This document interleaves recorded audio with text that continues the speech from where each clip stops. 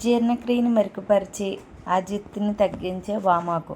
వామాకుని మామూలుగా తినడమే కాకుండా బజ్జీలు వేసుకుని తినండి, చాలా అంటే చాలా బాగుంటుంది. ప్రాసెస్లోకి వెళ్ళిపోదామా. ముందుగా వామాకుని తెచ్చుకుని వాష్ చేసుకుని పక్కన పెట్టుకోవాలి. ఒక బౌల్ తీసుకుని అందులో శనగపిండి,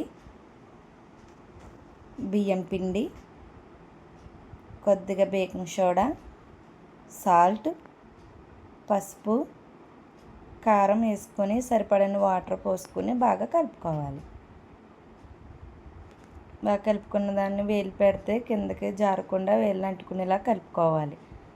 తర్వాత స్టవ్ ఆన్ చేసుకుని ప్యాన్ పెట్టుకుని ఆయిల్ వేసుకుని ఒక్కొక్క వామాకుని తీసుకుని శనగపిండిలో ముంచి బజ్జీల కింద వేసుకోవడమే. శనగపిండి ఆకు బాగా పట్టించి ఆయిల్లో డీప్ ఫ్రై చేసుకోవాలి. ఒక్కొక్కటిగా వేసుకుని ఫ్రై చేసుకోవాలి. ఫ్రై చేసిన వాటిని ఇంకోవైపు తిరగేసుకొని తీసుకొని ప్లేట్లో పెట్టుకోవాలి. మరలా ఇంకోసారి కూడా వేయించుకోవాలి మిగిలిన ఆకులతోటి.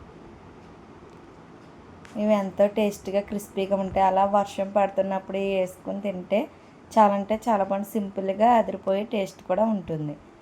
మధ్యలో ఉల్లిపాయలు నిమ్మకాయ పిండుకొని తింటే బాగా అనాల్సిందే. ట్రై చేస్తారు కదా, ట్రై చేసి చెప్పండి ఎలా ఉందో కామెంట్లో.